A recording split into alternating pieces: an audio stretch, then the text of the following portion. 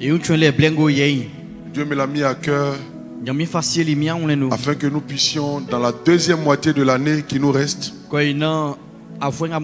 faire effectivement ce à quoi le Seigneur nous appelle. En regardant les rapports des différentes églises et des cellules, et en priant le Seigneur, je me suis rendu compte que vraiment les objectifs n'ont pas été véritablement atteints. En tout cas pour la première moitié de l'année. On bénit le Seigneur pour ce qu'il fait. Mais par rapport à la croissance quantitative et aussi même qualitative, il y a encore beaucoup à faire. Et nous avons eu beaucoup de conférences. On a eu SPAC, on a eu Pentecôte. Et je ne crois pas que cette année on aura ces Sukkot. Et il y a eu la conférence de Léaman qui est passée. Et toutes ces actions, toutes ces conférences ne doivent pas être simplement des conférences. On doit sentir le résultat, les fruits de ces conférences dans nos vies et dans nos églises. Alors le Seigneur m'a mis à cœur qu'on prenne pour tout le centre cette retraite ensemble. Et avec vos différents pasteurs et responsables, vous aurez encore des temps afin de mieux s'équiper et courir selon la volonté du Seigneur. Alors, une chose que le Seigneur m'a dit, c'est ça. Afin que nous puissions courir. Parce que je l'ai démontré à plusieurs reprises par des passages bibliques qu'il s'agit d'une course. Faire l'œuvre de Dieu, c'est une course. Un autre passage de Actes 20, 24 dit, mais je n'ai pas pour moi, je n'ai fait pour moi même aucun cas de ma vie comme si elle m'était précieuse. Et puis il dit, pourvu que j'accomplisse ma course avec joie. Paul est en train de nous démontrer à plusieurs reprises que faire l'œuvre de Dieu est une course. Et quand vous regardez la façon dont Paul a travaillé, vous vous rendez compte effectivement que c'est une course. Parce que nous ne sommes pas les maîtres des temps et des circonstances. Souvent on pense qu'on a du temps, mais on n'a pas véritablement du temps. Personne parmi nous ne sait à quel moment le Seigneur va l'enlever de la terre. Et dans les 7 esprits de l'Anakazo que j'ai partagé, je ne sais pas si j'aurai l'occasion d'en parler, il y a une chose qui caractérise les hommes et les femmes de Dieu qui servent le Seigneur avec l'esprit Anakazo. Il y a un verset qui dit, à l'heure du souper, il envoya son serviteur. Les gens qui ont l'esprit conquérant, l'esprit Anakazo, sont des personnes qui savent connaître les temps de Dieu et qui ne jouent pas avec le temps. On n'a pas dit qu'il envoyait ses serviteurs avant ou après. Il dit à l'heure du souper, au moment où les convives devaient se retrouver. Il envoyait son serviteur pour aller les chercher. S'il s'était convenu de commencer le souper à 19h, tel qu'il envoyait le serviteur, les convives devaient être là à 19h. L'esprit Anakazo sait valoriser le temps. L'esprit Anakazo ne remet pas à demain ce qu'il doit faire aujourd'hui. Et nous sommes dans une saison où nous devons courir avec la parole de Dieu, en accomplissant sa mission. Et tout à l'heure, je vais vous partager une vision d'un grand homme de Dieu qui va vous donner de comprendre combien de fois le Seigneur n'est pas véritablement content de nous. C'est l'heure de courir. C'est l'heure de se lever et de courir pour le Seigneur. C'est l'heure de travailler à notre propre croissance spirituelle et à faire des disciples autour de nous. Ce n'est plus l'heure de s'amuser. À force de jouer, nous sommes en train de perdre de la place et du pouvoir. Nous confessons que nous avons l'onction, ce qui n'est pas faux. Mais à l'image de l'église primitive, on n'a pas de pouvoir. L'église n'a plus de poids. Parce qu'on n'est pas en train de courir pour faire ce que le Seigneur nous appelle à faire. Un des modèles qu'on a par excellence, c'est le modèle de l'apôtre Pierre et l'apôtre Paul, pardon. Il dit, ce que je viens de lire, il dit, je ne fais aucun cas. Je ne fais aucun cas de ma vie comme si elle m'était précieuse, pourvu que j'accomplisse ma course avec joie. Paul dit, ma vie, mon bien-être, mon mariage, mon confort, mon épanouissement physique, émotionnel, c'est bien, mais ça ne peut pas prendre la place de ce qui a plus de valeur dans mon cœur, qui est l'œuvre de Dieu. Quand il s'agit de l'œuvre de Dieu, ma vie là,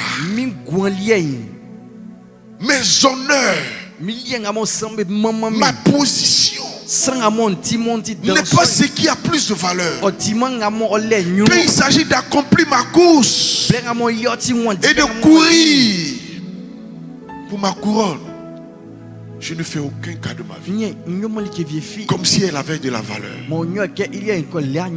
S'il s'agit pour moi d'aller évangéliser et de faire le choix entre aller toucher des vies et rester dans mon confort, il n'y a aucun match même. Il dit, quand il s'agit de ma vie, quand il s'agit de l'évangile, quand il s'agit de ma course, quand il s'agit de la vision de Dieu pour moi, je ne fais aucun cas de ma vie comme si elle m'était précieuse. Si on met devant moi une promotion sur le plan professionnel et 2 âmes qui m'ont été confiées dans l'église, s'il y a un choix à faire, je préfère choisir ces 2 âmes pour les entretenir jusqu'à ce que ces âmes soient matures en Christ.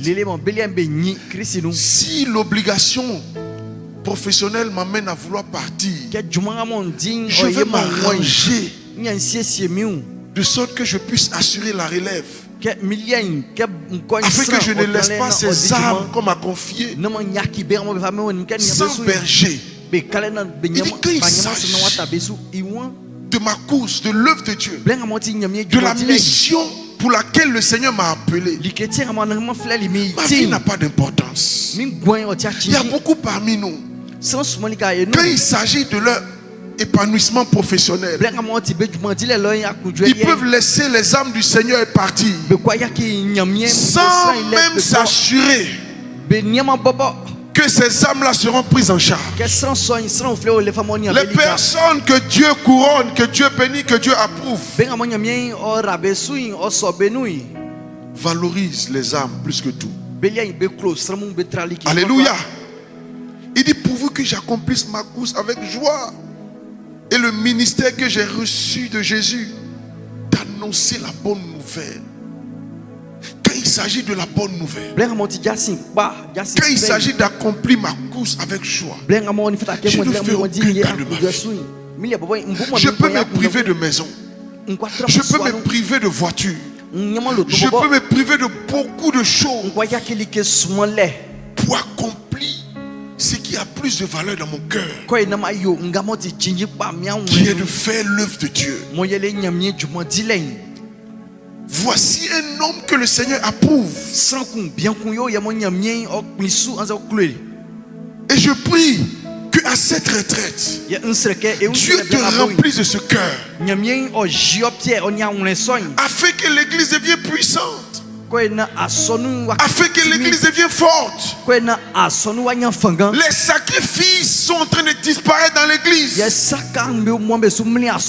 On fait trop cas de nos vies.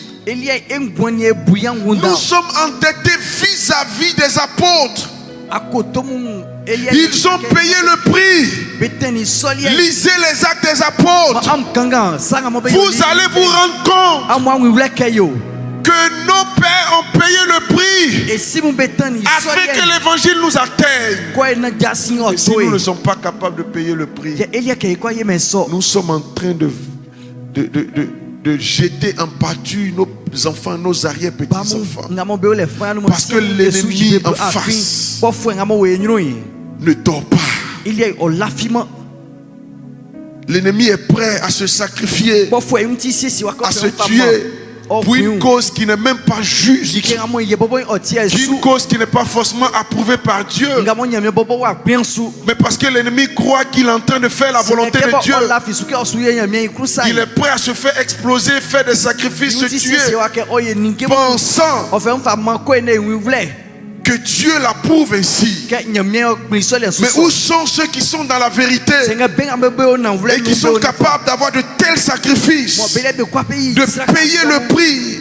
La saison qui est en train de venir, c'est la saison de ceux qui sont capables de payer le prix au prix de leur vie. Il dit, quand il s'agit de l'évangile, quand il s'agit de l'œuvre à laquelle le Seigneur m'a appelé, d'aller de lieu en lieu pour parler de lui, je ne fais aucun cas de ma vie comme si elle avait de la valeur. Quelle est ta vie devant les âmes qui sont en train de mourir?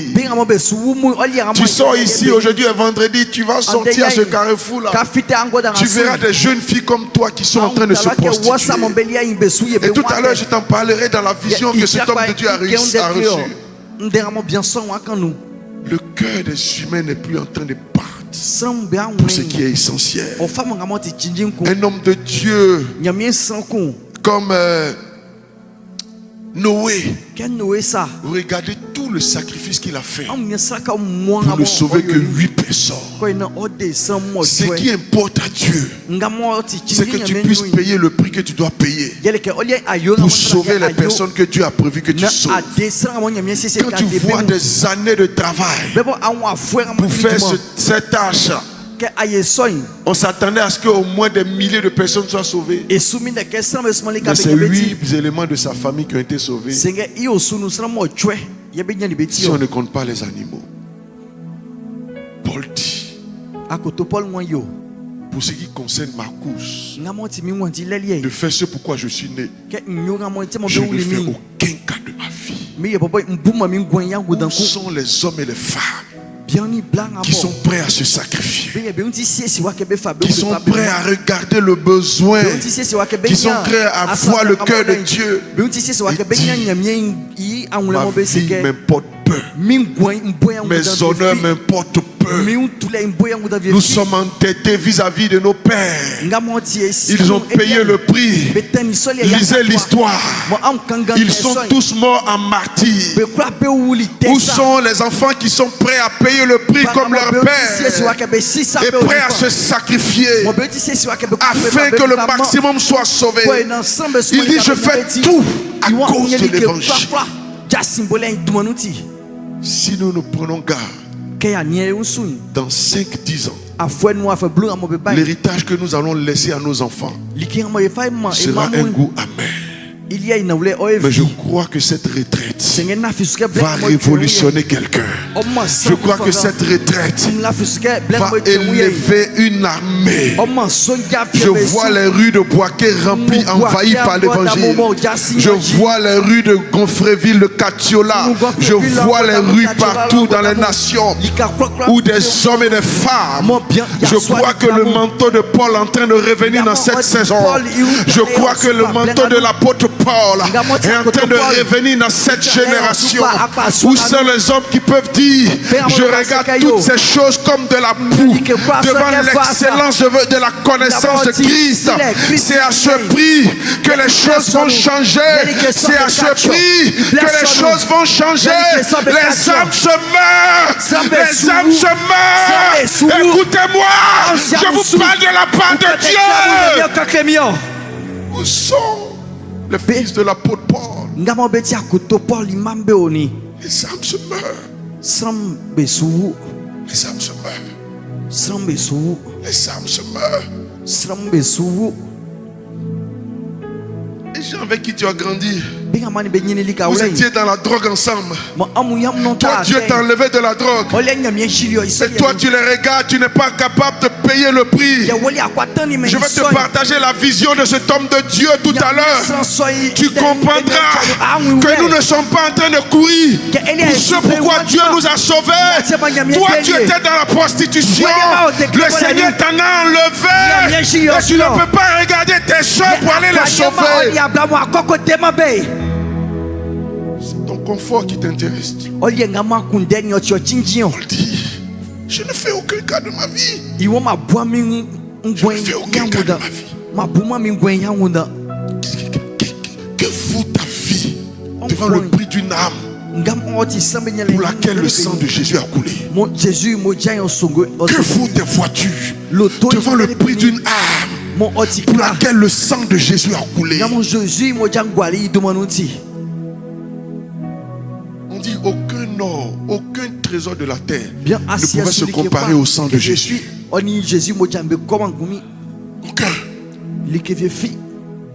Nous avons été rachetés par le sang de Jésus.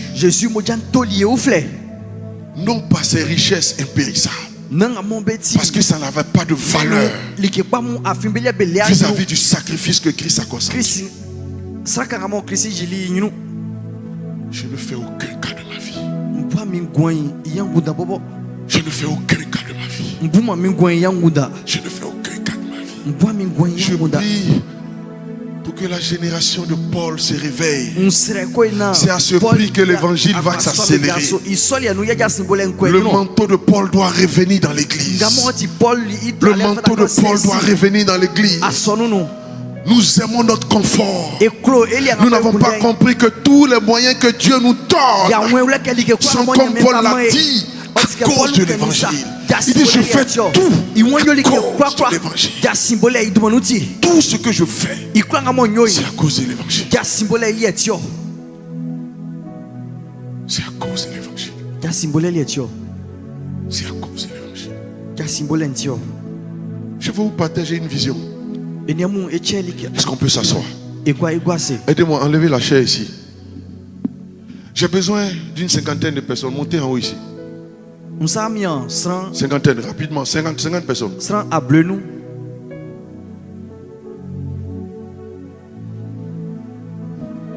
Rapidement. 50.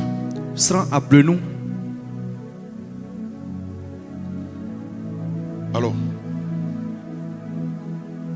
on ne veut pas qu'on dérange le système. Mettez-vous comme ça. Les 50 là, soyez à terre. Mettez-vous comme ça à terre. Asseyez-vous, voilà. Comme ça, en file. Faites-moi face, quoi, voilà. Non, pas de ce côté. Juste comme ça. Venez, voilà.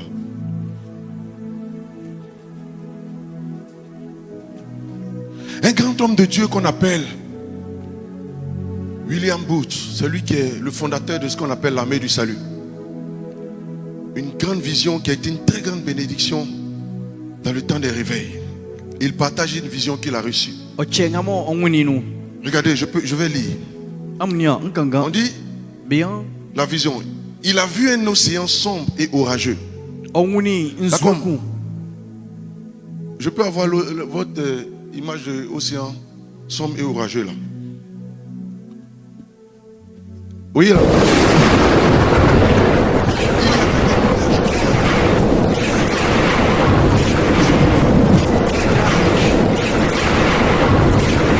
En effet, quiconque s'est déjà trouvé dans une mer déchaînée, c'est qu'il s'agit d'un endroit vraiment dangereux et mortel. Dans des myriades de pauvres êtres humains plonger, flotter, crier, hurler, jurer, se débattre, se noyer. Alléluia. Donc, vous êtes l'image des myriades. Alléluia. Des myriades. Donc, avancez un peu.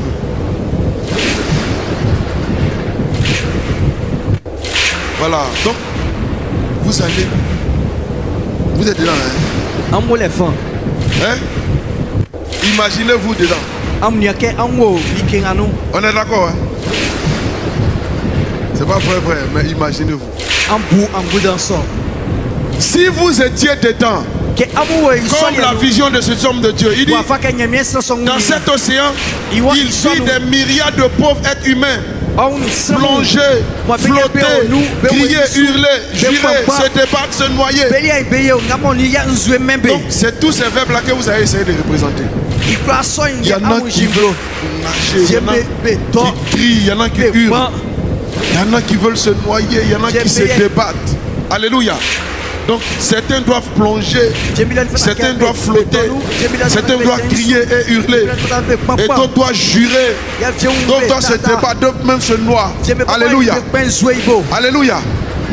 Donc je compte à 3. Et puis vous commencez. Donc en même temps, là comme vous mettez le son. 1, 2 et 3.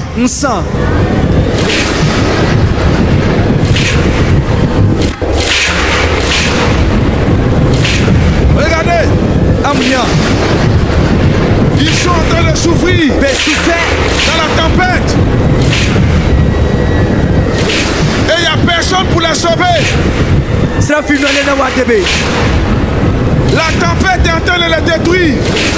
Il y en a qui veulent sortir, ils ne peuvent pas. Il y en a qui se noient. Les cris partout. Et qui va les aider? Voici la vision que l'homme de Dieu a reçue. Alléluia. Pause.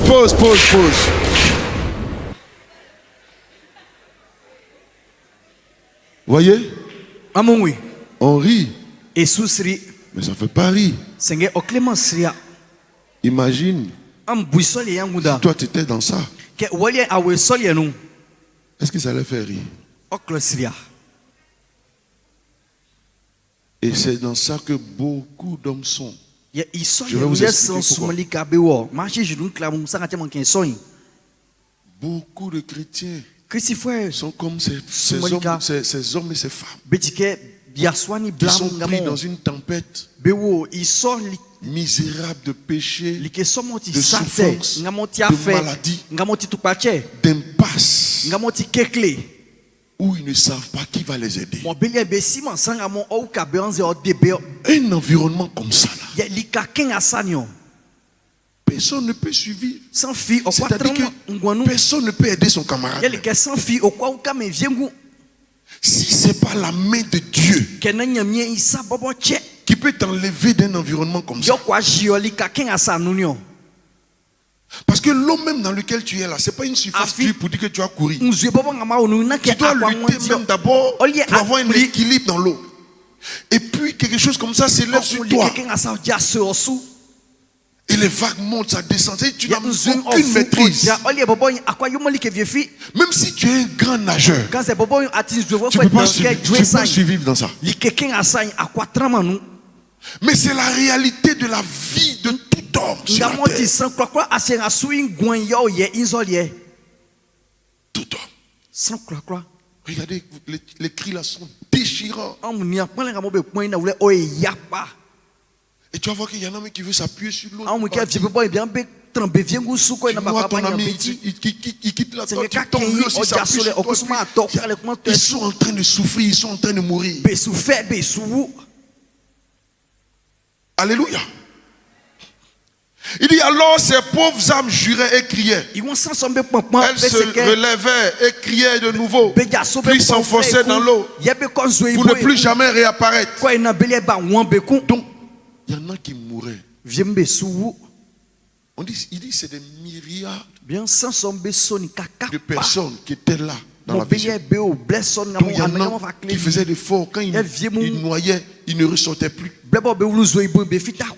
Alléluia. Il dit soudain, il vit au milieu de cet océan sombre et déchaîné un imposant rocher qui s'élevait comme une montagne au milieu de la mer. Dis avec moi, alléluia. Autour de ce grand rocher se trouvait une plateforme sur laquelle les pauvres et misérables qui luttaient pour ne pas se noyer ne cessaient de monter pour sortir de l'océan déchaîné. En fait, je voulais faire ça ici, mais c'est à cause du matériel. La bonne façon de représenter même là. Voilà, les gars, repartez en bas. Mais on va faire doucement pour ne pas... Et on peut acclamer le Seigneur pendant qu'il vont.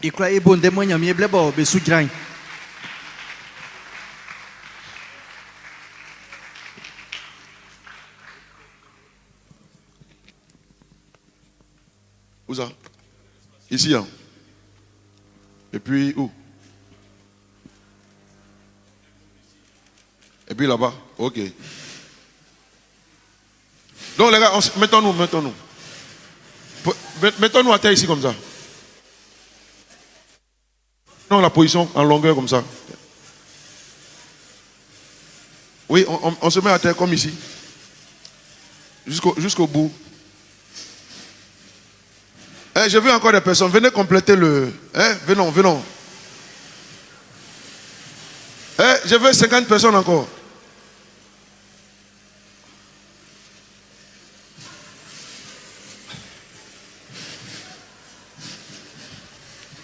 Donc, je compte à 3, je dis action. Et puis vous faites le même scénario encore. Là, comme on s'apprête à mettre...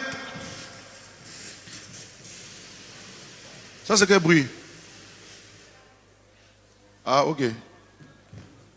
1, 2 et 3. Action.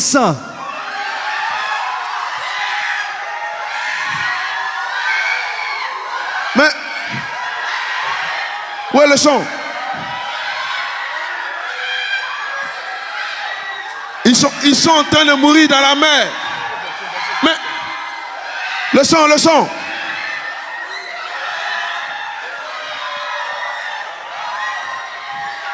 Au secours, qui va les aider? Au secours! Au secours! Ils sont en train de noyer! Au secours!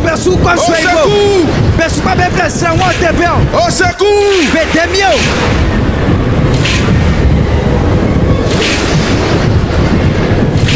Alléluia!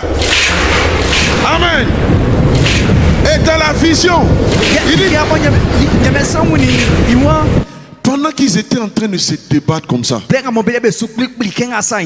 il dit dans la vision, il a vu un rocher. C'est ce qu'il explique.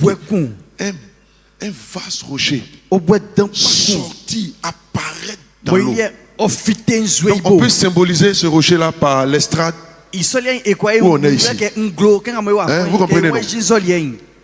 Voilà, donc tout à l'heure, si on doit aider des personnes à monter, essayez de monter dans les coins où il n'y a pas... Voilà. Ou bien si vous montez ici, faites attention, sautez les câbles. Voilà, donc voilà, d'autres peuvent s'approcher là-bas. Donc voilà, on va faire comme ça. Alléluia.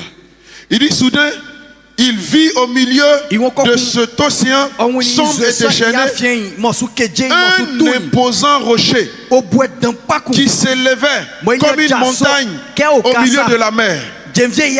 Autour de ce grand rocher se trouvait une plateforme sur laquelle les pauvres misérables qui luttaient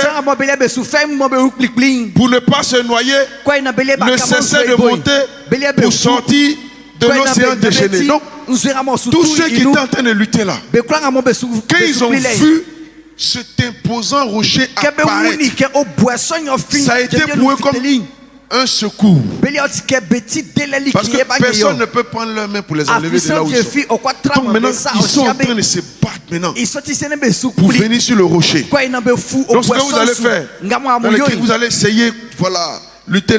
Mais ici, là, vous luttez, mais vous ne montez pas. Hein. Maintenant, je veux 10 personnes seulement. 5 vont monter là-bas.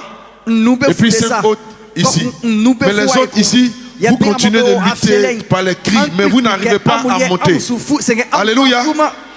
Oui, mais vous voulez monter. Alléluia. Mais ça va aller, Dieu va faire grâce un jour.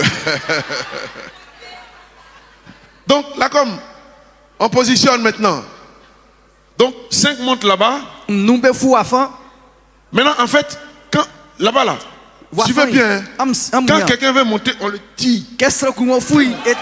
Voilà. C'est dit, voilà, faites bien le film là. Pour qu'on comprenne ce qui s'est passé. Hein? Donc ici aussi, quand quelqu'un on le tire, on monte pour se tirer. Et puis ici, on n'arrive pas à monter, mais là-bas, il monte à cause du fait qu'il n'y a pas de câble là-bas. Alléluia. Là comme 1, 2, 3, action. On crie bien, on crie bien. Ils veulent monter sur le rocher, ils ne peuvent pas. Mais criez bien, criez bien. Dites au secours. Au secours. Au secours. Mais ils veulent monter, personne n'arrive.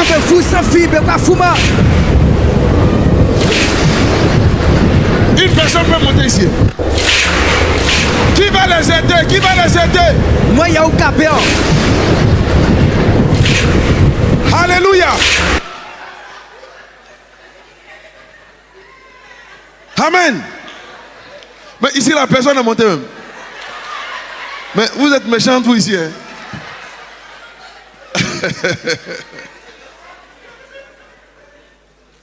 Vous voyez comment les gens sont? Et si moi je ne monte pas, toi tu ne montes pas. C'est comme ça que notre cœur est. Mais que Dieu nous délivre de ce cœur au nom de Jésus. Alléluia.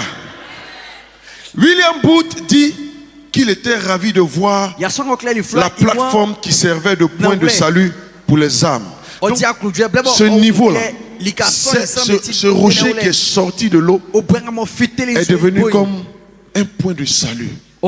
Parce que certains ont pu sortir de la tempête pour se retrouver sur la plateforme. Ils ne sont plus dans l'eau. Donc ici, on a dit combien? Bon, 5. Donc, un cinquième n'a qu'à monter. Bon, ils sont déjà montés. Ça t'a pris. Hein? Donc ici, il y a... Voilà, 5 aussi ont pu monter. On acclame le Seigneur pour ceux qui ont pu monter. Alléluia. Amen. Donc maintenant, si vous avez pu monter, qu'est-ce que vous faites? Voilà, donc exprimez votre joie. Voilà, ils expriment. Alléluia. Ils sont contents. La joie du salut. La joie de voir qu'ils ont pu sortir de là-bas. Alléluia. Maintenant on y va. Il dit, William Booth dit qu'il était ravi de voir la plateforme qui servait de point de salut pour les âmes en difficulté qui se trouvaient dans la mer. Alors qu'il continuait à observer la scène dans l'océan, il remarqua des choses étonnantes qui en disent long sur notre comportement d'aujourd'hui. Lui, il a eu la vision. Hein. Donc, il dit que quand ce rocher est sorti et que quelques-uns ont pu se débattre pour monter et que d'autres n'ont pas pu monter, qui sont encore restés là-bas, il dit il y a des choses, il y a des comportements bizarres qui ont commencé à se manifester dans la vie de ces humains-là, dans la vie de ceux qui sont là-bas comme ceux qui sont montés. Et c'est sur ce comportement-là qu'il est en train de décrire.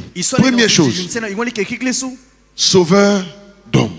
Il dit, il remarqua qu'un certain nombre de ceux qui étaient déjà en sécurité sur la plateforme aidaient les pauvres créatures toujours dans les eaux agitées pour qu'elles les rejoignent en sécurité.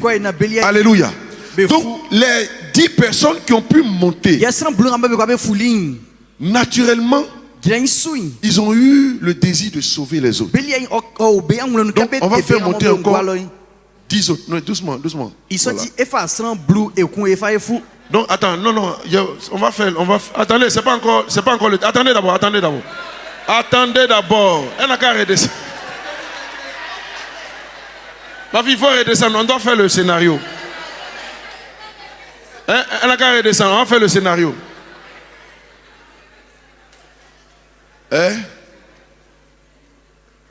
D'accord. 1, 2, 3. Criez. On fait monter une seule personne. Mais criez, faites bien le scénario, faites bien. Au secours. Au secours. Au secours. Au secours. Au secours. Alléluia. Hey. Bon, attendez. Amen.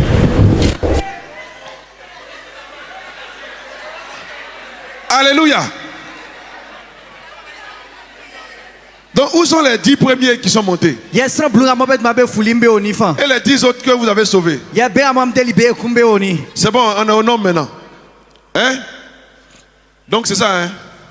Donc, ceux-là, les 10 premiers, quand ils sont montés, quand ils ont pu monter, leur premier réflexe naturel, c'était d'aider aussi leur frère à sortir.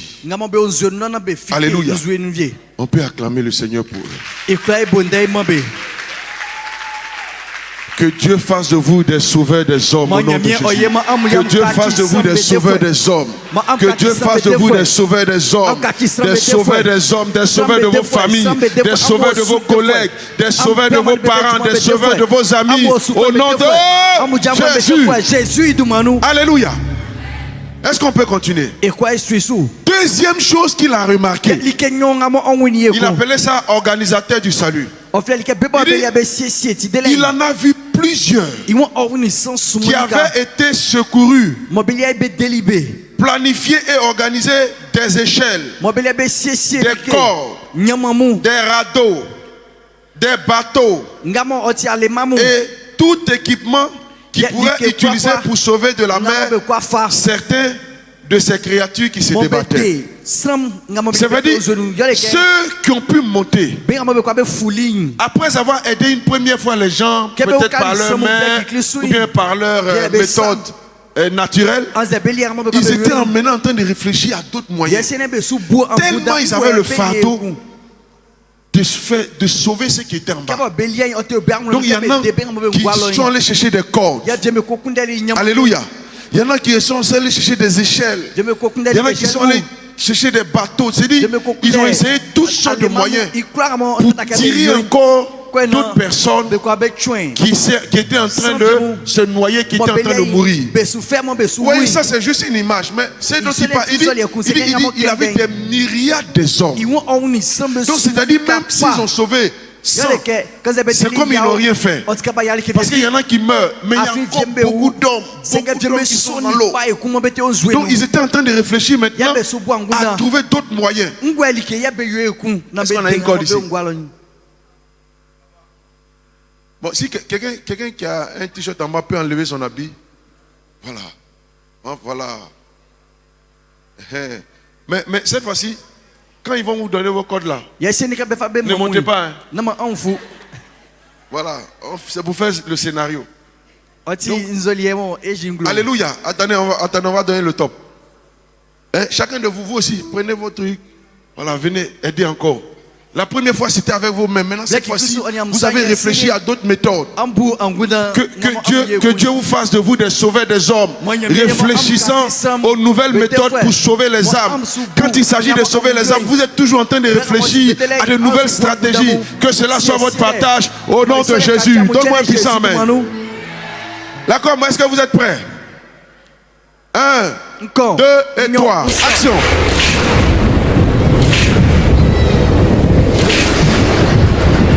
Mais criez au secours, criez. Je ne vous entends pas crier au secours. Sauvez-moi, sauvez-nous. Sauvez-nous. Qui va les aider? Mais vous là, venez dans l'eau, venez, quittez votre place, venez dans l'eau. Ne vous jouez pas les prophètes, venez. Tout le monde est dans l'eau ici, venez. Criez au secours. Mais venez, j'ai besoin d'hommes, venez, quittez vos places. Au secours.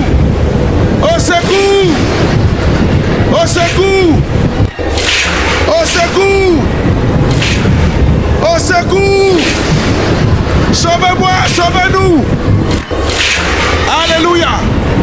Amen. On peut acclamer le Seigneur. Il y en a qui ont tout fait pour monter dans cette affaire. Qui a envie de rester en bas? Alléluia. Que Dieu fasse de vous des sauveurs des hommes, des sauveurs de vos familles. Que chaque jour vous soyez en train de réfléchir comment faire pour gagner encore plus d'argent. Comment faire pour sauver encore plus de personnes qui ne peuvent pas se sauver eux-mêmes, mais qui sont en train de mourir dans la cigarette, dans la prostitution, dans le péché, qui sont en train de s'auto-détruire. Que Dieu fasse de vous des sauveurs des hommes au nom de Jésus. Alléluia.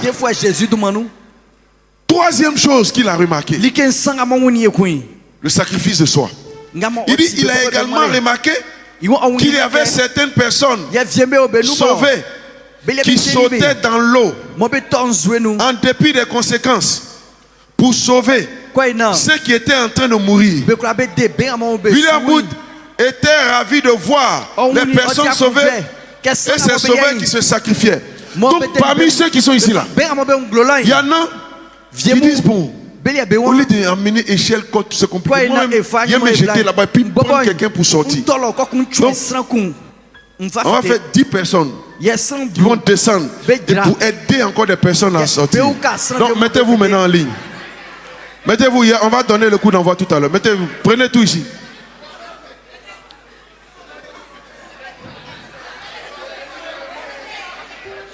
D'accord, je compte à 3. Mais, les gars, sautez doucement. 10 personnes seulement, 10 personnes. Maintenant, vous les aidez maintenant à monter avec vous. Faites attention. 1, 2 et 3. Regardez. Ils aiment tellement les arbres. Ils sautent. Pour les aider, ils sautent. Ils sautent. Regardez quel amour. Quel amour. Ils aident les frères.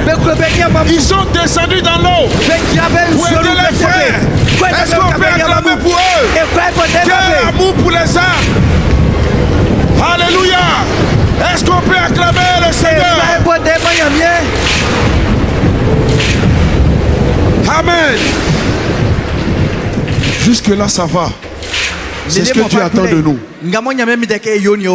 Ils ont fait les moyens naturels. Ils ont sauvé quelques-uns. Après ils ont cherché d'autres méthodes. Échelle, corde, bateau. En tout cas tous les moyens techniques et tout ça. Ils ont sauvé des personnes. Il y en a qui ont estimé qu'ils n'avaient pas tous ces moyens. Eux-mêmes, ils ont payé le prix pour risquer. Ils ont risqué encore leur vie. Mais il y a l'impression que beaucoup sont montés. Ah, vous ne voulez pas rester en bas. Ah, ok. Donc, on va voir ça tout à l'heure. Alléluia. Donc, ils ont utilisé maintenant leur propre vie. C'est eux-mêmes. Ils sont descendus de l'eau. Quel risque? Parce que rien ne prouve que cette fois-ci tu vas sortir. Pour aider les personnes à sortir. Est-ce qu'on peut acclamer le Seigneur pour eux? Que cela soit votre partage au nom de Jésus. Que cela soit votre partage au nom de Jésus. Que vous soyez prêts à toutes sortes de sacrifices pour sauver le monde qui est en détresse autour de vous. Au nom de Jésus. Donne-moi un puissant amen. Quatrième chose qu'il a remarqué, la plupart avaient oublié. Amen. Je ne sais pas combien de temps ça a pris. Peut-être 2 mois. Peut-être 3 mois. Peut-être 1 an. Mais au fur et à mesure que le temps passait, le zèle de ceux qui ont été sauvés a commencé à baisser au fur et à mesure. Regarde ce qu'il dit. Il dit, William Booth a également remarqué que même si tous ceux qui se trouvaient sur la plateforme avaient été sauvés de la mer à un moment ou à un autre, presque tout le monde semblait l'avoir oublié. C'est-à-dire tous ceux qui étaient là, qui au début ont fourni toutes sortes d'efforts pour sauver leurs frères. Plus le temps avançait, c'est comme ils avaient oublié que eux-mêmes ils étaient encore, il y a quelques années en arrière, ils étaient encore là-bas. Dis avec moi, il dit, le souvenir de la mer dangereuse ne les troublait plus. La scène était d'autant plus difficile à supporter que les personnes sur les plateformes n'avaient aucun souci pour les pauvres qui périssaient et se noyaient sous leurs yeux.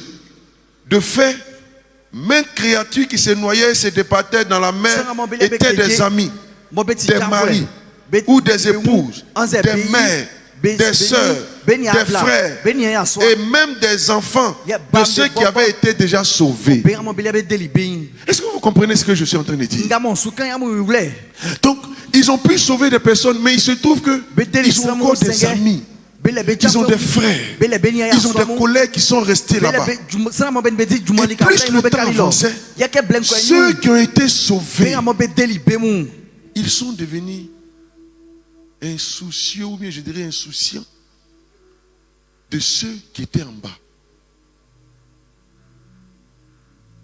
Ils ont oublié que c'était leurs collègues drogués. Ils ont oublié que c'était leurs amis avec lesquels ils volaient ensemble, ils faisaient toutes sortes de choses. Et Dieu a pu les enlever de cela. Ils ont oublié que c'était leurs copains de quartier avec qui ils jouaient aux cartes. Ils ne faisaient rien de bon. Ils agressaient les femmes, les jeunes filles. Et Dieu les a enlevés de là-bas. Ils ont oublié que c'est leur propre sang, c'est leur propre soeur, c'est leur propre frère qui est encore en bas. Comment on peut arriver à un stade où on oublie là où Dieu nous a enlevés à un moment donné? Et on va essayer d'expérimenter ça. Alléluia. Alléluia. Donc, maintenant, vous qui êtes ici là, là vous vous en foutez pendant qu'ils sont en train d'écrire. Venez encore. Il faut qu'il y ait beaucoup de monde ici. Venez. Il faut qu'il y ait beaucoup de monde qui crie à l'aide ici. Maintenant vous tournez. Vous ici là. Ouais, venez. Les gars, vous qui êtes devant là. Vous êtes des bluffeurs. Venez, on va faire le truc.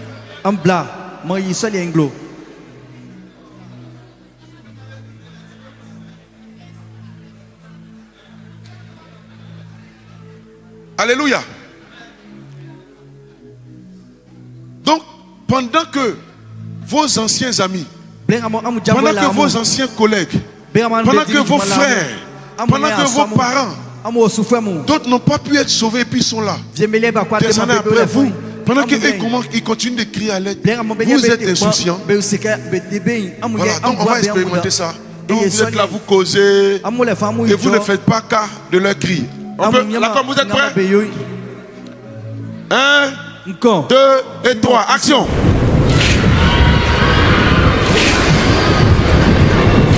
Ça ne leur dit plus rien. Ça ne leur dit plus rien.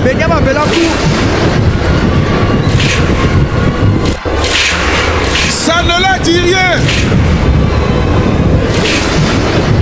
Ils ont oublié qu'ils étaient là-bas. Est-ce que vous voyez? Ils sont en train de danser.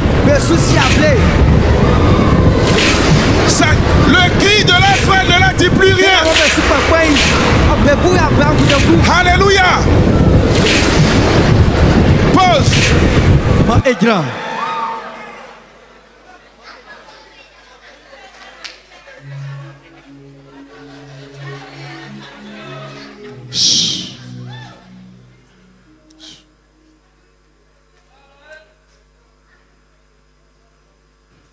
Alléluia. Vous avez oublié où est-ce que le Seigneur vous a tiré. Chrétiens, voici comment la plupart d'entre nous sommes devenus.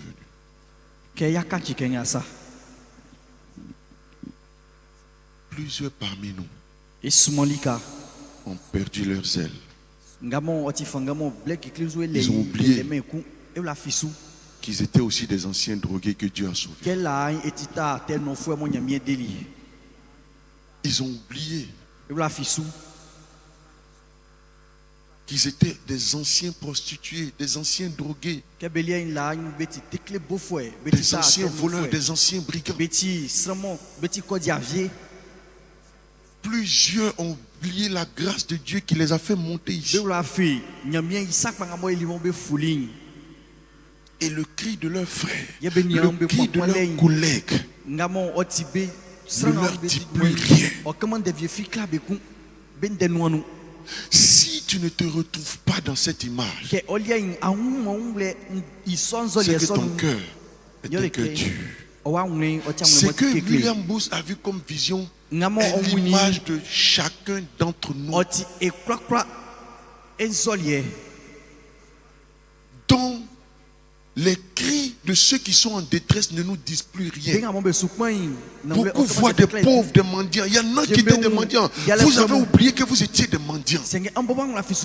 Vous avez oublié que vous étiez des pauvres. Vous avez oublié que vous ployiez sous le joug du péché et que personne ne pouvait vous délivrer devant cette tempête violente, compliquée. Plusieurs avaient oublié qu'ils étaient sur le point de se noyer. Que la grâce de Dieu les a sauvés.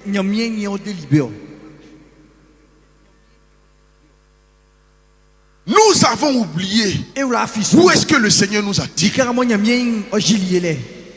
Tu as oublié où est-ce que le Seigneur t'a enlevé. Aujourd'hui, tu es sauvé. Tu as oublié ce que Christ a fait pour toi. Tu as oublié tes frères. Nous sommes devenus insensibles aux souffrances de nos frères, de nos collègues, de nos amis. Vos propres parents sont en train de souffrir, ça ne nous dit rien. Ce qui nous importe, c'est notre bien-être, c'est notre confort. Paul dit, je ne fais aucun cas de ma vie comme si elle m'était précieuse, pourvu que j'annonce l'évangile. Tu as oublié que tu as fait au moins 10 avortements. Mais Dieu t'a fait grâce. Tu as tué des enfants dans ton ventre. Aujourd'hui, Dieu t'a fait grâce, tu es sauvé. Et tu peux partager ce que tu as reçu avec d'autres pour ne pas qu'elles continuent de faire les mêmes avortements. Tu as oublié. Je ne sais pas pendant combien de temps ils étaient zélés. Mais plus le temps avance, plus les années avancent, ils ont perdu les ailes, ils ont perdu le force. Vous avez oublié. Vous avez oublié ce que Jésus a fait pour vous. Vous avez oublié la grâce de Dieu que vous avez expérimentée. Vous avez oublié que vous étiez aussi comme eux dans cette mer, dans cette tempête, et que personne ne pouvait vous sauver. Vous avez oublié. Où est-ce que le Seigneur vous enlève? Vous êtes devenu insouciant. Vous êtes devenu insoucieux. Vous n'avez plus le cœur qui bat pour le salut des âmes. Vous avez oublié tous ces moyens que vous déployez au début de votre foi pour aller dans les carrefours pour sauver des personnes. Aujourd'hui, ça ne vous dit plus rien. Ils étaient au téléphone, il y en a qui dansaient leur danse. Il y en a qui étaient dans leurs affaires, dans leurs activités. Et on va le voir tout à l'heure. Vous avez oublié. Vous avez oublié. Tu as oublié où Jésus t'a pris. Tu as oublié le prix que Jésus a payé pour toi. Qu'est-ce que tu peux faire pour être reconnaissant à ton Dieu? Qu'est-ce que tu peux faire? Si Jésus ne t'avait pas enlevé là, la drogue allait te tuer. Si Jésus ne t'avait pas enlevé là, des maladies dites incurables allaient te tuer. Avant même que tu ne donnes ta vie à Jésus, tu es malade. Jésus non seulement t'a sauvé de l'enfer, mais tu as expérimenté le miracle de la guérison. Tu allais faire tes tests, tu n'es plus malade. Et aujourd'hui, tu oublies ceux qui sont malades. Tu les oublies. Leur vie ne te dit plus rien. Regarde les cris qui sont en train de lever, ça ne te dit plus rien. Paul appelle ça le cri du Macédonien. Il y a des gens qui crient devant toi. Ça ne te dit pas. La plupart d'entre nous, même quand on va dans les rues ici, des mendiants nous approchent. On est prêt même à leur parler mal. On est devenu insensible aux cris de ceux qui sont dans le besoin. Vous avez oublié. Vous avez oublié. Vous avez oublié. 5. Il dit beaucoup étaient indifférents. Ce qui était également stupéfiant était que les personnes sur la plateforme savaient ce qui se passait en mer. Il y avait 2 raisons à cela. Tout d'abord, ils vivaient sur la plateforme et voyaient clairement les âmes qui se débattaient et se noyaient dans l'eau. Deuxièmement, ceux qui se trouvaient sur la plateforme assistaient régulièrement à des présentations sur l'état déplorable des pauvres créatures qui se noyaient. Malgré cela, la plupart des personnes sur les plateformes ne se sentaient pas concernées. Alléluia. C'est la même chose. On peut refaire encore. D'accord, vous êtes prêts? 1, 2, 3, action. Criez, criez, criez. Ça ne leur dit plus rien. Le salut de la fin ne leur dit plus rien.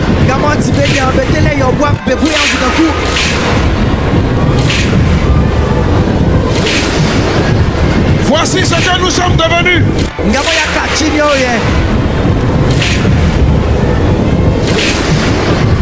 Alléluia. Voici ce que nous sommes devenus. Insensibles. 6 mois se sont écoulés. Aucune âme n'a été sauvée. Aucune âme. Quelle est la personne que ta vie a sauvée? 6 mois se sont écoulés. Aucune âme. Aucun programme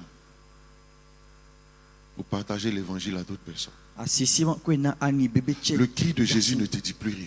Jésus a dit à Pierre, si tu m'aimes, paie mes brebis. Il a dit à ses disciples, allez et faites de toutes les nations des disciples. On est devenu insensible. On est devenu insensible. Voici l'état du cœur des chrétiens. Pour la plupart. Notre mariage, notre business, nos affaires. Il dit, il y en a même qui étaient en train de parler de l'état des personnes. Oh, il y a lui, là, il va aller en enfer. Ah, lui, là, oh, il porte drette. Ah, lui, là, il fait tatouage. Ah, même mèche. Ah, femme porte pantalon. Femme prêche pas. Mais ceux qui sont en bas là, ils se foutent de pantalon, mèche ou tatouage. Si quelqu'un me m'a dread ou bien il a mèche ou bien il a quoi que ce soit et qui veut sauver quelqu'un ici, la personne là, c'est son salut qui l'intéresse. Ouyel, qu'est-ce que tu as à foutre avec mèche, tatouage? Ce qui t'intéresse, c'est de sortir de là. Et ils sont là, c'est ça qui les intéresse. Ils sont en train de critiquer l'état des gens. Non seulement ils se critiquent en haut ici, et ils critiquent les autres. Où est Pot Mini? Mais le mini qu'elle a porté, elle est en train de nous montrer combien de fois elle a besoin d'aide.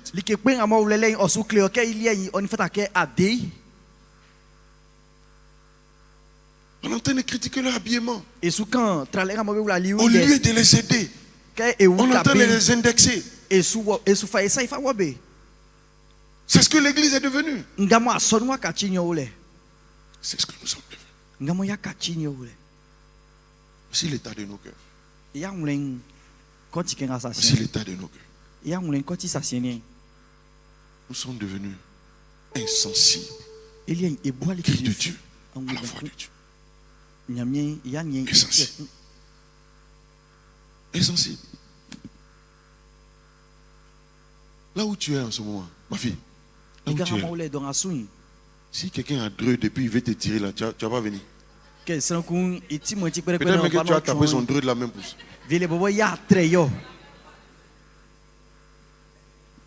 Mais nous sommes dans les débats inutiles. Inutiles. Inutile. Oh, les gens, leur seul besoin, c'est de sortir de là où ils sont. Dieu nous a fait la grâce de monter. Mais les années passant, on a perdu notre zèle. On a perdu notre entrain, notre force, notre puissance pour l'évangile. Que Dieu nous aide. Sixième chose qu'il a vue.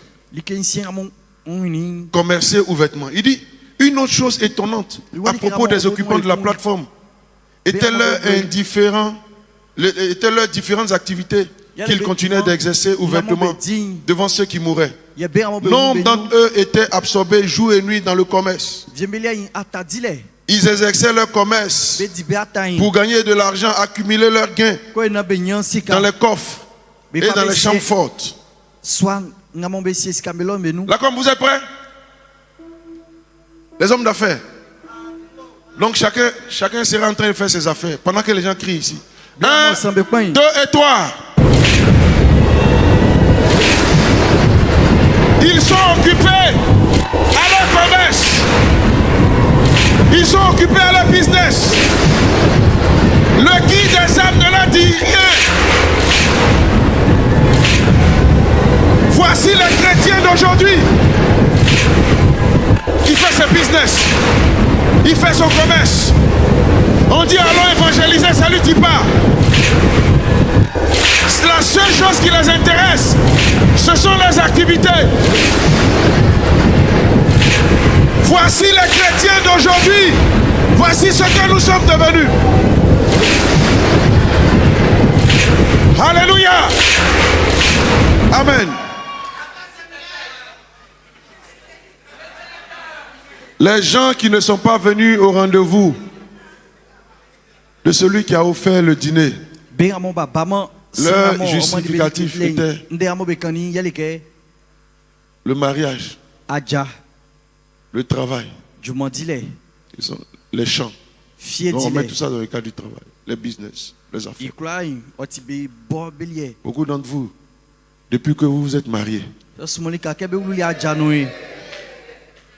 c'est comme si Dieu regrette de vous avoir marié.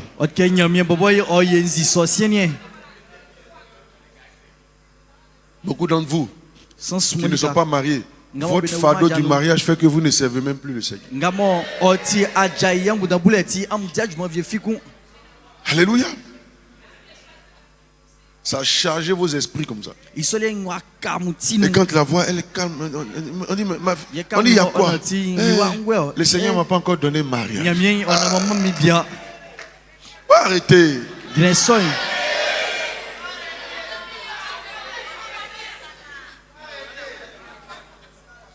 Alléluia. Ils étaient en train de faire leur business. Et ils sont devenus insensibles aux cris. Tous ceux qui sont en train de souffrir dans l'eau, qui sont leurs frères, leurs sang, leurs amis de quartier, leurs collègues, des gens avec qui ils ont mangé, des gens avec qui ils ont festoyé. Mais aujourd'hui, leur souffrance ne leur dit plus rien. Chacun est concentré sur son business. Voici l'église que nous sommes devenus. Voici l'église que nous sommes devenus. Que Dieu nous aide ce soir. Que Dieu nous aide ce soir. Que cette retraite change les choses dans notre mentalité. Au nom de Jésus. Alléluia. Septième chose qu'il a remarqué. Cultiver des fleurs sur le rocher. Donc les gens étaient en train de cultiver des fleurs, faire du jardinage. Certaines personnes sur la plateforme passaient leur temps à faire pousser des fleurs sur les bords des rochers. D'autres peignaient des morceaux de tissu et jouaient de la musique. Les musiciens, positionnez-vous. Certains s'habillaient de styles différents et se pavanaient pour être admirés. D'autres étaient occupés à manger et boire. Donc on va représenter tout ça, tout ce que je suis en train de dire.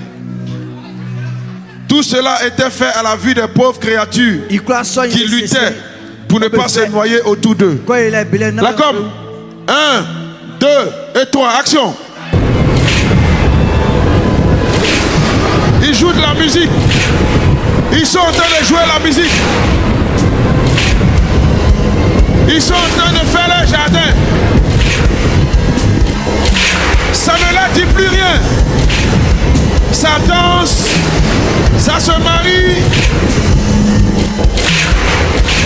La vie des hommes qui pleurent, ça ne leur dit pas.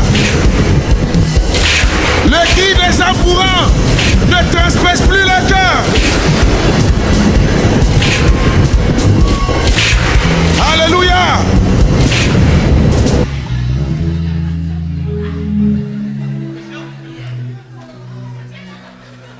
Vous avez oublié où le Seigneur vous a pris. Vous avez oublié combien de fois le Seigneur vous a sauvé. L'apparition de ce rocher sur lequel vous êtes, c'est l'image du salut manifesté par Jésus-Christ. C'est l'image de la main tendue de votre Père qui vous a sauvé de la condamnation qui vous guettait. Mais vous avez oublié que Dieu vous avait expérimenté sa grâce. Vous avez oublié. Vous avez oublié. C'est pas arrêté là. On dit qu'il y avait des disputes sur le rocher. Certaines personnes sur la plateforme ont commencé à se disputer au sujet des pauvres créatures qui se noyaient. Et les disputes concernaient ce qu'il adviendrait d'eux à l'avenir. Ceux-là ne vont pas faire quelque chose dans leur vie. Parce qu'ils sont sauvés. Ils commencent à regarder les autres comme méprisables. Ce sont maintenant les différentes doctrines pour attaquer les inconvertis. Et ça fait des échanges inutiles. 9. Des cérémonies religieuses sur le rocher. Tout en observant les créatures en péril dans la mer. Certaines personnes sont sur les plateformes, se contentaient de célébrer de curieuses cérémonies religieuses. Effectuant des cérémonies, ils étaient convaincus d'avoir rempli leur devoir envers leurs créatures qui périssaient. Donc on va refaire. D'autres seront en train de se marier. Il y en a qui sont en train de faire DLS.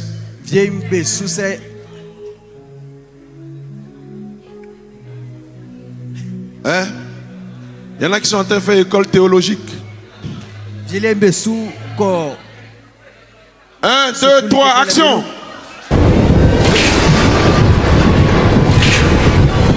Ça se marie ici, ça se marie. Ça n'entend même pas les cris.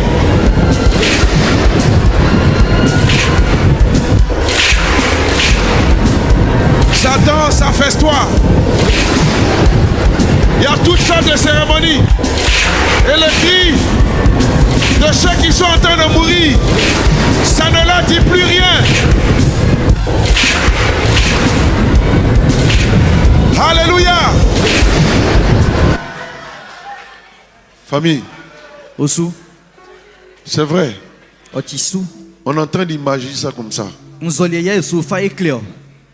Mais c'est vraiment l'état de l'église. C'est vraiment l'état de la plupart d'entre nous. Le salut des âmes ne nous dit plus rien. Le salut des âmes n'a aucune valeur pour nous. on multiplie activité sur activité dans l'église. Sans même que ces activités-là travaillent à gagner des âmes. Si on fait DLS ce matin et que ce DLS-là t'a pas donné la force, prends l'onction là pour aller évangéliser, ton DLS ne t'a servi à rien. Si on finit de faire DLS et que tu n'es pas rempli d'un désir de partager ta foi à d'autres personnes, si tu as fini d'être sous l'onction, trembler, trembloter, et que tu sors d'ici et que tu n'es pas motivé par le désir d'aller sauver des gens qui sont en bas, ton DLS ne t'a servi à rien. Tous les programmes qu'on fait, qui n'ont pas le soubassement, le désir de défier, de sauver des vies, et beaucoup parmi nous, on pense qu'on est en train de remplir, même les pasteurs, on pense qu'on est en train de remplir notre devoir vis-à-vis du Seigneur. Et dans l'église, il y a programme sur programme, il y a beaucoup de choses souvent qui sont des actions vides et des actions creuses, qui ne répondent même pas aux besoins du Seigneur. Édification et salut des âmes. Tout ce qui nous intéresse. On est maintenant sur le rocher. Le plus important, nous sommes sauvés. Que Dieu nous aide. Que Dieu nous aide. 10e chose, la plateforme supérieure. William Booth observa maintenant plus attentivement et remarqua que certaines personnes qui étaient venues sur le rocher avaient découvert le chemin menant à une plateforme plus haute, éloignée des nuages noirs et l'océan orageux. Depuis cette plateforme supérieure, il s'attendait à être emmené un jour sur la terre ferme. Ceux qui se trouvaient sur une plateforme supérieure passaient leur temps avec des pensées agréables, se félicitant de la chance d'être sauvés des océans orageux. Et ils chantaient des chansons sur le bonheur qu'ils éprouvaient une fois amenés sur la terre ferme. Donc ceux qui étaient ici, William Booth a remarqué qu'il y a une autre plateforme plus élevée que celle-là,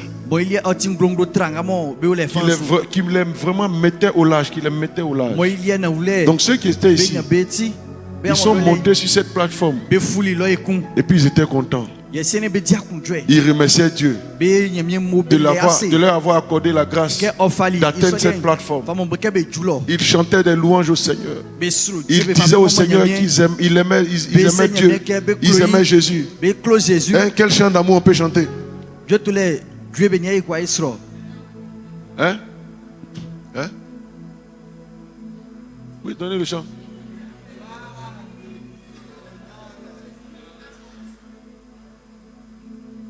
Hein? Je t'aime, tu le sais. On peut chanter, non? Dans mon cœur.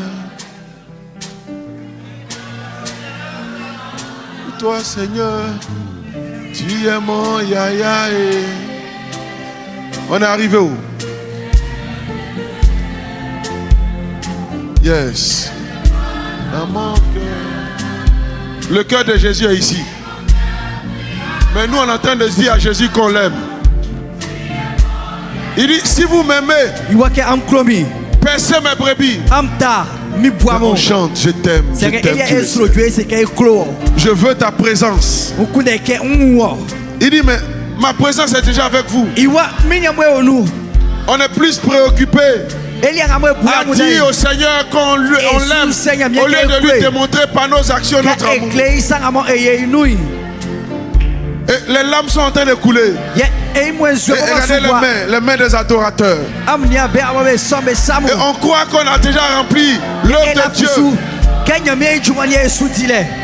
On est dans la joie, on est satisfait. Oh, le vrai besoin se trouve ici. Mais vous continuez à crier, demandez de l'aide. Ou bien vous êtes arrivés. Ils sont en train d'adorer. Ils sont en train d'adorer. Mets la tornade là, mets la tornade. Ils sont en train d'adorer. Pendant que le besoin est ici. Jésus est ici et ils sont en train de chanter. Tiens-moi Yaya.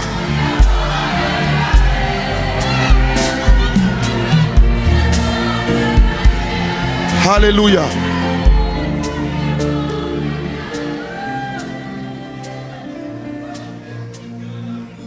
Que vaut ces belles paroles d'amour si nous ne sommes pas prêts à payer le prix pour aller sauver les personnes qui ont besoin d'expérimenter le même amour que nous avons connu?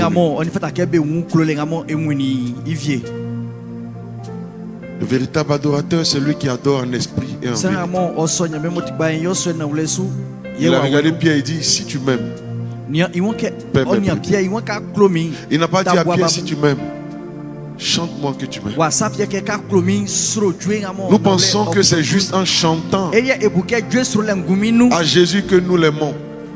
C'est ça qui est la totalité, la finalité de l'œuvre que nous sommes en train d'accomplir.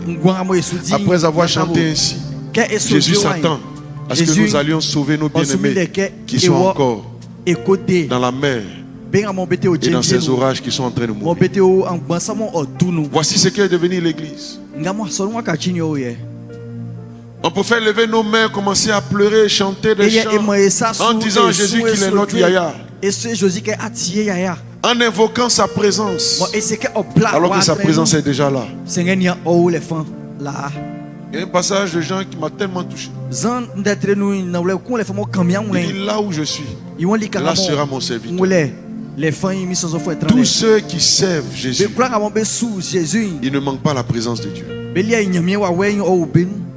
Les serviteurs de Jésus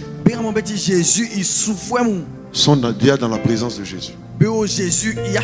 À ceux qu'il a envoyés, il a dit, allez et faites de toutes les nations. Et puis il a dit, voici, je suis avec vous jusqu'à la fin du monde. Aussi longtemps que tu es en train de travailler à sauver des personnes, Jésus est déjà là. Sa présence est déjà avec toi. Souvent nous levons nos mains, nous voulons invoquer sa présence, alors que sa présence se trouve là où il y a les besoins. Sa présence se trouve là où son cœur est depuis le commencement de toutes choses. Sauver les âmes perdues. Là où je suis, là sera mon serviteur. Là où je suis, là sera mon serviteur. Ma fille, tu as oublié là où le Seigneur t'a enlevé. Tu as oublié combien de fois Dieu a payé le prix pour toi. Tu as oublié. À cause de tes propres défis,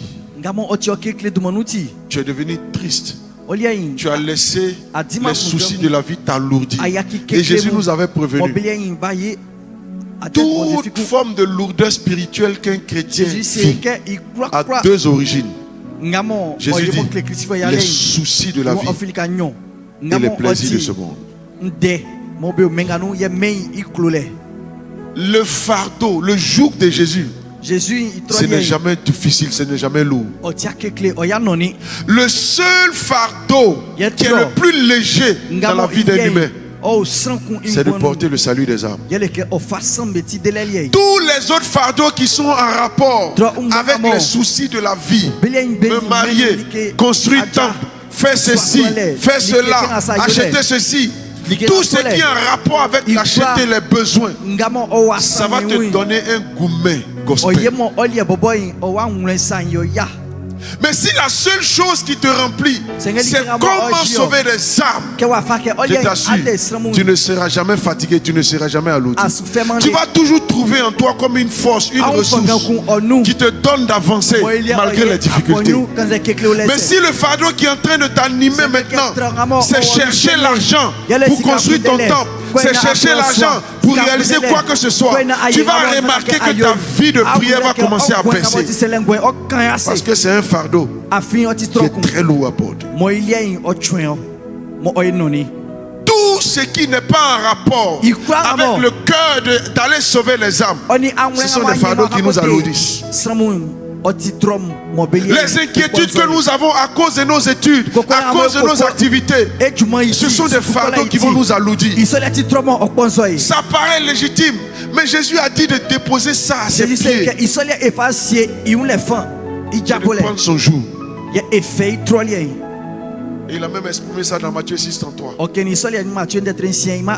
Vous cherchez premièrement ma justice et mon royaume, et toutes ces autres choses vous seront données par-dessus. En réalité, le Dieu que nous servons est un Dieu sage. Il a tout prévu. Il a tout prévu. Il a tout prévu. Le joug de Jésus est léger. Le joug de Jésus, ça te donne la paix. C'est pourquoi les hommes de Dieu qui ont décidé de se focaliser sur le joug de Jésus, vous remarquez qu'ils sont remplis d'une force inépuisable. Et Dieu pourvoit leurs besoins de façon surnaturelle. Il y a des sujets qui ne lèvent plus vers le Seigneur. Et nous sommes étonnés de voir que les voitures pour lesquelles on prend des crédits dans les banques, Dieu leur donne ça facilement. Le parc auto est rempli. C'est à eux maintenant de faire des dons à qui ils veulent faire des dons. Parce qu'ils ont décidé de porter le joug de Jésus. Le seul joug, le seul fardeau qui va te donner d'être léger et de ne jamais être fatigué, c'est le fardeau des âmes. Tout le reste, ça va t'alourdir d'une façon ou d'une autre. Tout le reste, ça va t'alourdir. C'est ça qui va faire que tu vas perdre ta vie de prière. C'est ça qui va faire que tu ne pourras plus méditer la parole comme avant. Parce que ton joug, ton fardeau est allé sur autre chose que Jésus avait déjà prévu d'avance. J'ai formé pour toi des projets de paix, un avenir et de l'espérance. Jésus est prévoyant. Il y a des choses qui concernent ta vie qu'il a déjà prévu d'avance. Il te dit la seule chose que je te demande, prends mon joug, prends mon joug. C'est pourquoi je suis venu sur la terre. Le Fils de l'homme est venu chercher et sauver ceux qui sont perdus. Si tu décides de faire de cela la seule chose qui te tient à cœur, tu ne faibliras pas dans ta marche. Il dit c'est pourquoi il dit de travailler à affermir notre vocation, notre appel, et nous n'allons pas broncher, nous n'allons pas tomber. Tous ceux qui se concentrent sur leur appel, ils ne trébuchent pas. Le Seigneur les relève toujours. Le Seigneur les relève. Vous avez oublié où le Seigneur vous enlève. Église, on a oublié où le Seigneur nous enlève. On a oublié ce que le Seigneur a payé pour nous à la croix. Vous avez oublié. Vous êtes restés dans des débats stériles qui n'ont aucun fondement et qui n'intéressent même pas le Seigneur. Que Dieu nous aide ce soir. 11. L'aide supérieure. Soudainement, les misères, les agonies, les querelles et les blasphèmes de ces pauvres gens qui luttaient dans cette mer sombre ont tellement émis la pitié du grand Dieu qu'il a envoyé un aide supérieur pour les sauver. On dit un puissant amen. Cet aide supérieur a sauté dans la mer déchaînée parmi les naufragés qui se noyaient, pour les ramener avec peine en lieu sûr, au prix de grands cris, des larmes, des sueurs, avec les mains en sang. Alors que l'aide supérieure peinait, il appelait continuellement ceux qu'il avait déjà secourus pour qu'ils viennent l'aider. 12. Aucune aide pour l'aide supérieure.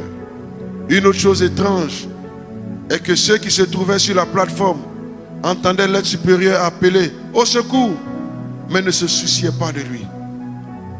Il lui dit qu'il aimait beaucoup et qu'il était compatissant dans la tâche qu'il avait entreprise. En fait, il adorait et disait l'adorer. Mais ils étaient tellement occupés par leur profession, leur économie, leur plaisir, leur famille et leur activité agréable. Ce qu'on va faire maintenant, 2 groupes de personnes. Je veux un aide supérieur. Ça, je me viens. Un groupe est occupé. Un groupe est vraiment occupé à ses activités, bénit Dieu, en train de travailler. Et un autre groupe est en train d'adorer L'aide supérieure dit, c'est bien ce que tu fais. On apprécie. C'est bien, il faut les sauver. Pendant que l'aide supérieure qui est descendue, qui est en train de peiner pour sauver des âmes, demande de l'aide. Donc quand toi tu descends, tu cherches à sauver des personnes. Mais en même temps, tu ne peux pas le faire seul. Tu leur demandes de l'aide ici. Aidez-moi. Aidez-moi. Il y a d'autres qui t'apprécient. C'est bien. Continue. On te loue. Seigneur, merci. Tu es le sauveur de l'humanité. Et puis il y a d'autres groupes même. Ils ne te regardent pas. Ils sont en train de bénir le Seigneur pour le travail et tout ça. Donc les deux groupes. On peut faire deux groupes comme ça. Un groupe ici, un autre groupe là-bas. Donc, là comme on va lancer l'aide supérieure qui est Jésus. Pendant que vous êtes en train de crier, Dieu a eu pitié. Et il a envoyé Jésus pour vous sauver. Donc, il va descendre. Et au prix de son sang, il va peiner pour faire monter des personnes en demandant de l'aide. Et vous continuez toujours à crier. 1, 2 et 3.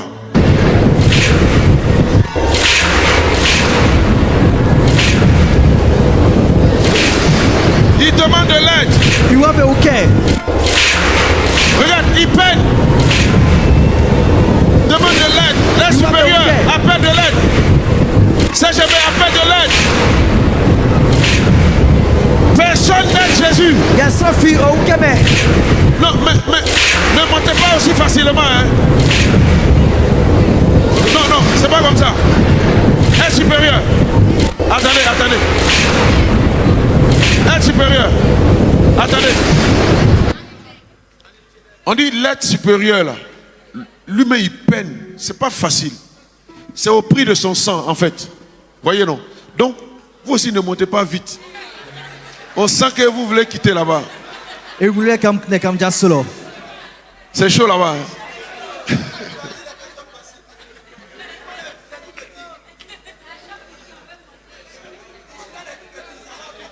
Un, deux, trois, action.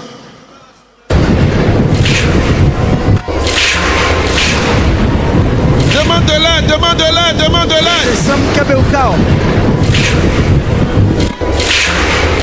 Personne pour aider Jésus.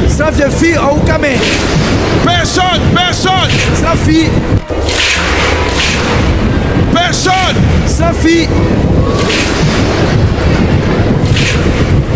Alléluia.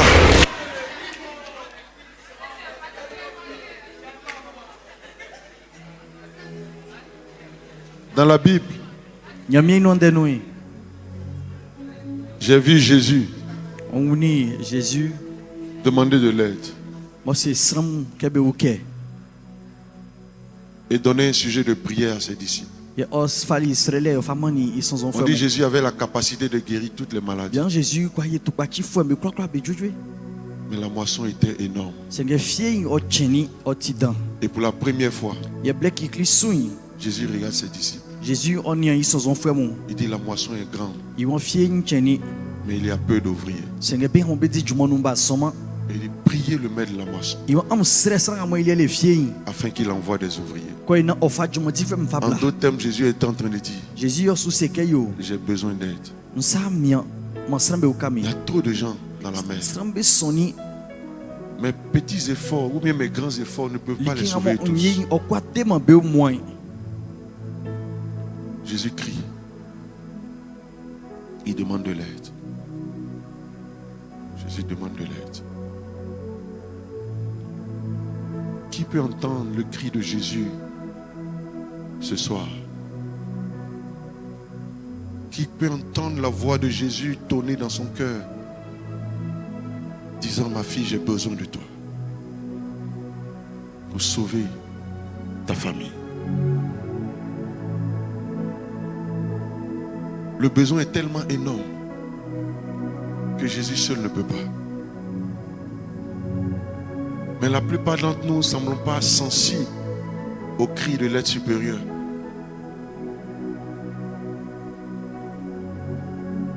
Personne n'entend le cri de Jésus. Jésus dit aidez-moi. Jésus dit aidez-moi. Aidez-moi pour Boaké. Aidez-moi pour Kwasi Bleko. Jésus dit aidez-moi.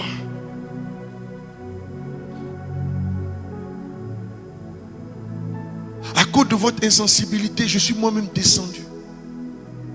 Mais j'ai besoin de votre aide. J'ai besoin de votre main d'association. Nous, on est en train d'adorer. Nous, on est en train de le louer. Nous, on est en train de lui dire qu'il est sauveur, il est élevé, il est glorifié. Alors qu'il a besoin que nous nous donnions la main pour sauver les âmes.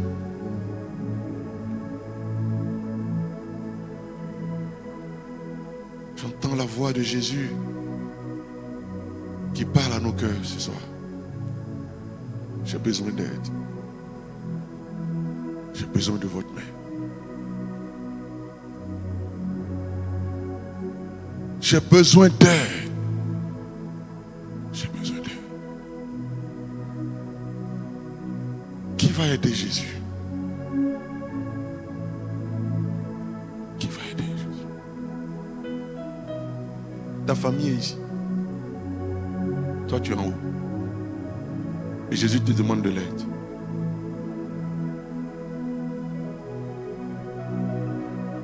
Une mère, même quand son enfant était un brigand, était bandit, elle est prête à se sacrifier pour protéger son enfant. La volonté de Jésus n'est pas que cela reste là et qu'il périsse dans l'eau. La volonté de Jésus n'est pas que cela aille en enfer. Mais nous qui avons été sauvés, on peut taxer les gars là-bas, puis leur dire, ils vont aller en enfer, ils vont faire ceci. Mais ils sont déjà en enfer. Ce qu'ils sont en train de vivre là, c'est de l'enfer. Chaque fois qu'il y a un besoin quelque part et que nous sommes insensibles, c'est que nous sommes en train de refuser la main de Jésus qui nous demande comme main d'association. Jésus nous appelle ce soir. J'ai besoin de votre aide. La moisson est grande. Il y a peu d'ouvriers. Je ne peux pas engranger cette moisson moi seul. J'ai besoin de ton aide. Regarde, tu as oublié où je t'ai enlevé. Jérémie, tu as oublié où je t'ai sorti. J'ai besoin d'aide pour sortir tes frères qui étaient dans la même situation que toi. Jésus nous demande de l'aide. Jésus nous demande de l'aide. Jésus demande ton aide. J'entends le cri de Jésus dans mes entrailles ce soir.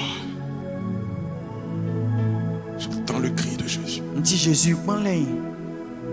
Puissions-nous entendre la voix du Sauveur qui nous appelle au salut des âmes.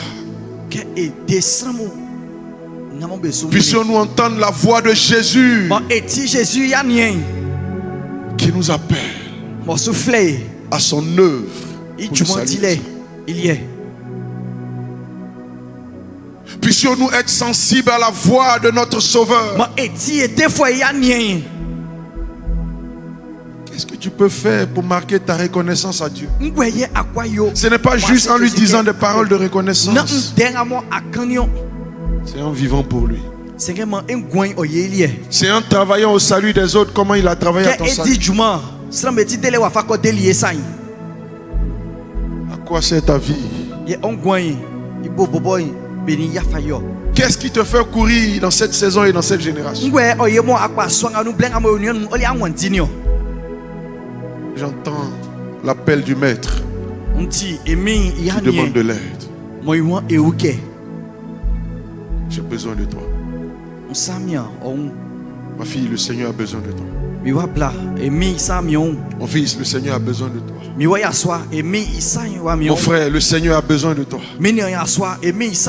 Ma soeur, le Seigneur a besoin de toi. Ils sont encore des milliards, des myriades qui sont en train de ployer sur le joug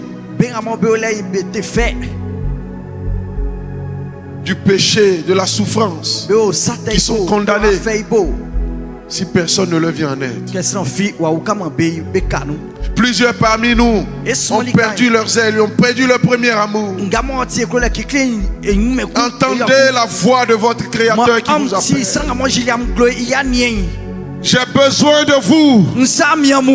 J'ai besoin de vous. Bouaké ne pourra pas être gagné sans votre main d'association. Les nations ne pourront pas être sauvées sans votre engagement entier.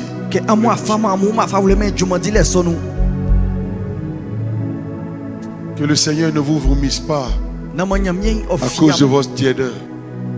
Que le Seigneur ne vous vomisse pas. Que le Seigneur ne vous vomisse pas.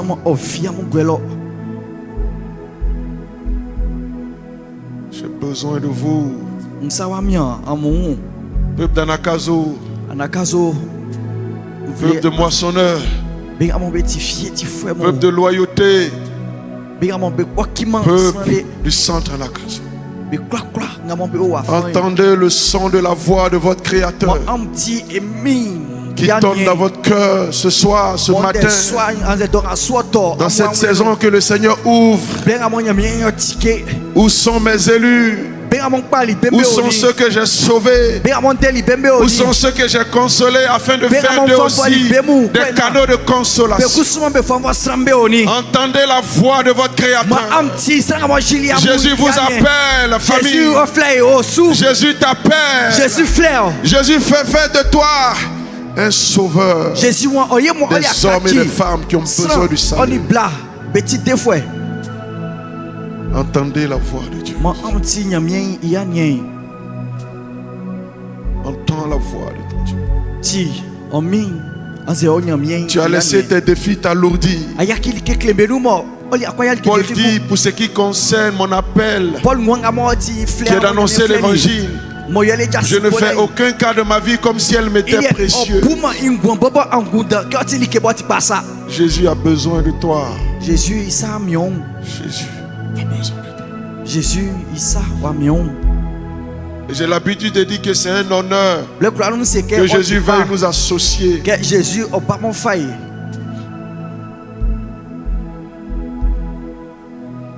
À son œuvre.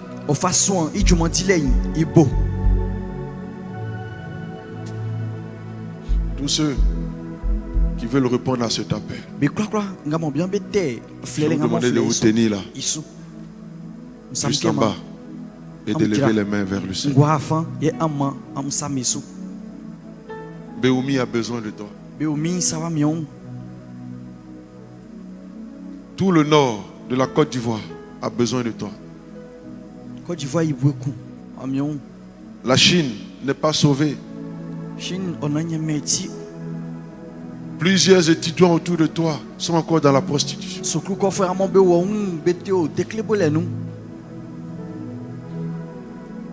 Ceux qui veulent répondre à cet appel de Jésus, tenez-vous là sur l'estrade en bas. Élevez vos mains vers le Seigneur. Parlez-lui de tout votre cœur.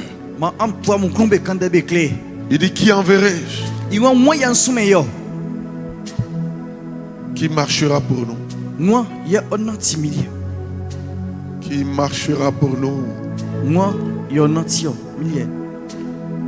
Qui se portera volontaire pour m'aider à sortir ces personnes de ce gouffre? Qui se portera volontaire afin de courir avec la vision du salut de l'humanité?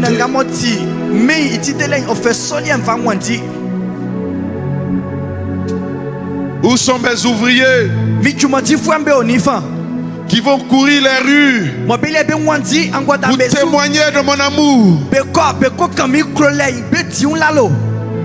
Où sont ces personnes qui ont expérimenté mon amour et qui doivent travailler au salut de d'autres personnes?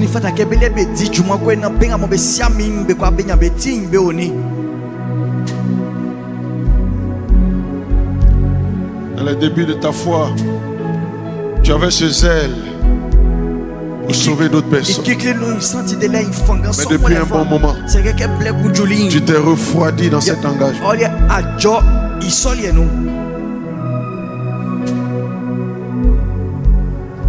Prie le Seigneur. Prie le Seigneur. Prie le Seigneur.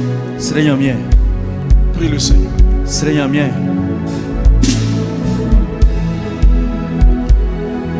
Prie le Seigneur.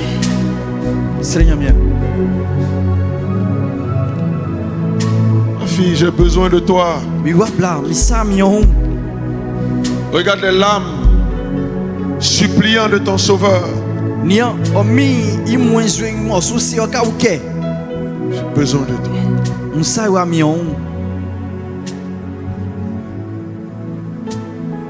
J'ai besoin de toi. Besoin de toi. J'ai besoin de toi. J'ai besoin de toi.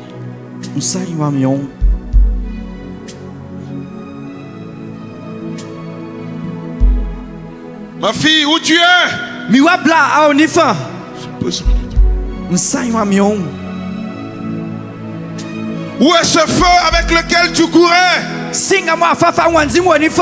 depuis le début de ta foi? Où est cette passion qui t'animait pour les âmes? J'ai besoin de toi. Souvent cette passion t'a mené à passer des heures à prier pour ces âmes. Où est ce feu que tu avais dans le jeûne et dans la prière pour ta famille?